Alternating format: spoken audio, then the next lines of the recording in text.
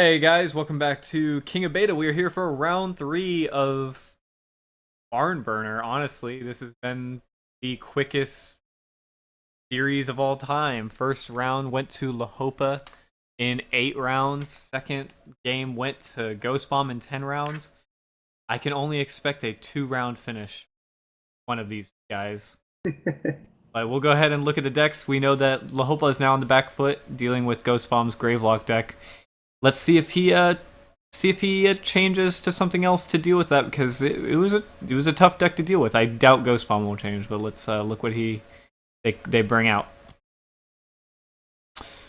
Yep, and it's Lahopaa bringing out the Decay. We've seen this earlier in the tournament, played a few times. It worked really well. It has the Necrogen, and it has we talked about the necessity of one Watcher, how it can be a fallback just in case you can't get through the chump block, just in case you can't get the board control, but you got down the idols early. It can be a really good fallback to just pull out a Necro Watcher and try to steal a game away from the other side. So I really like this deck. It's actually probably my favorite Decay deck that we've seen lately. Yeah, and I think that with this particular deck versus GhostBomb's deck, we're not really going to see Watcher used all that much. It's gonna be a knockdown blowout. It's gonna be it's really gonna be a question of whether or not Lahopaa can get to that stabilization point that Decay gets to, where they just control the board. And I think this deck's gonna have a little bit better of a chance against GhostBomb's Gravelock deck. If only because Gravelocks are a subtype, and so they're going to fall victim to your Bloodline Taint Baleful Witch combo. Yep, and if there's one way around these Decay decks, it is to try to diversify your subtypes, but Gravelocks, there's definitely going to be a lot of little Gravelocks on the board, and they're going to be eaten up by Curse and Poison if GhostBomb doesn't have something else to throw out there. And he does have some other stuff, so we'll see what he gets. I think starting hands is going to be really important here, especially for a GhostBomb to establish early board presence. Most definitely. And I think it's going to be... it might even be equally as important for Lahopaa, because he needs to not lose in the first 5 turns, right? That's going to be his for the beginning, like half of the game. His job is not going to be to win the game. That's going to be GhostBomb's job. His job is going to be not to lose. If he can get to that point where he can safely play Halls of Umlasa, this game's probably going to be over for GhostBomb. Alright, and with that, let's jump right in. Let's see what happens. This is exciting. Will it turn out like last time, or the last 2 times, quick and fast, or will we see these two wrestle around a bit? He had a Soul Steal. Yeah, the worst. Yeah, he's got a pretty good starting hand. It doesn't look like GhostBomb has anybody in his hand that's going to fall victim to the Soul Steal. I think the only 2 units he really has are Coppers and Gravelock Raiders that are going to fall victim to the Soul Steal. I mean, he got out 2 Gravelock guards out really quick last time, and it looks like he's going to do it again here. Most definitely. Yeah, if he can get those 2 guards out and then get an Elder out, it's going to be a force to be reckoned with on Lahopaa's end. The Blightbearer is going to be a really good source of opposition to that, though, because he can't... He's basically just going to lose 1 unit to when that Blightbearer explodes.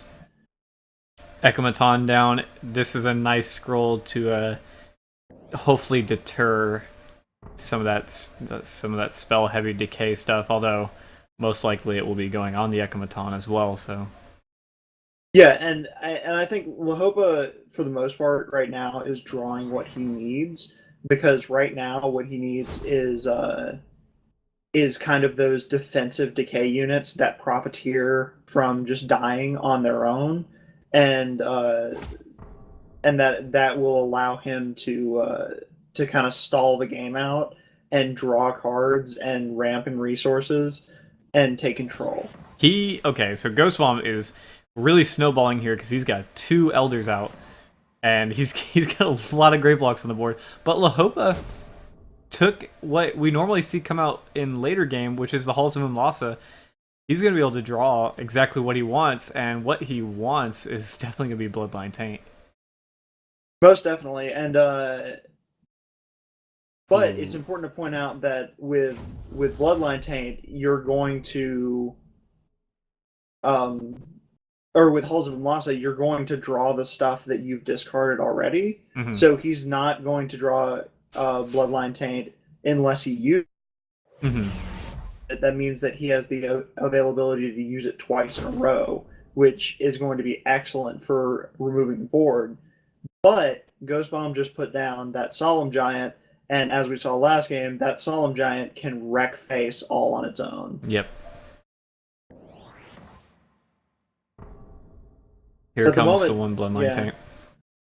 At the moment, Lahopaa's just doing damage control. Like, that's all he can do. He's just trying to keep as many people, or keep as much damage off of the idols as possible so that he can stay in the game. Well, here goes one idol down, and the other 2 idols are down to 4 and 3.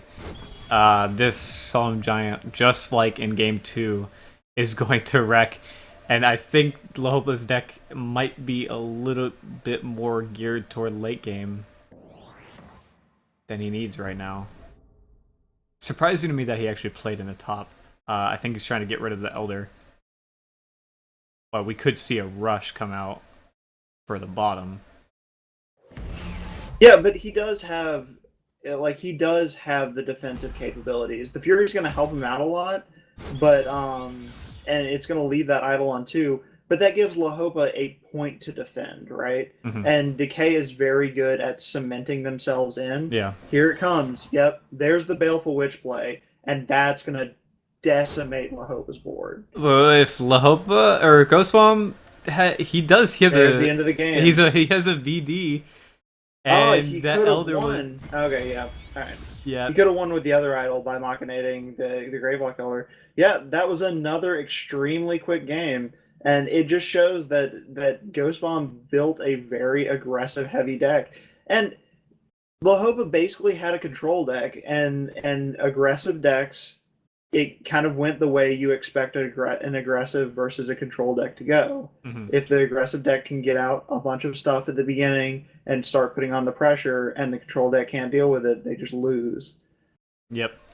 And GhostBomb showing just this is I almost question why he brought out a different deck in game 1. Possibly just trying to try it out for himself, see if he can throw Lahopaa off. But this deck seems really strong. Lahopaa brought out a deck that we've seen a lot lately, which is the Decay control. And I don't think anyone can control this deck right now if he keeps getting those early draws that he's getting. Those 2 Gravelock Guards into 2 Elders, even with Bloodline Taint, which we thought was going to wreck. And it could have if it got to the point where it was in the later stage of the game. But all it took was 1 Elder at the end. Yeah. And the idols were already gone.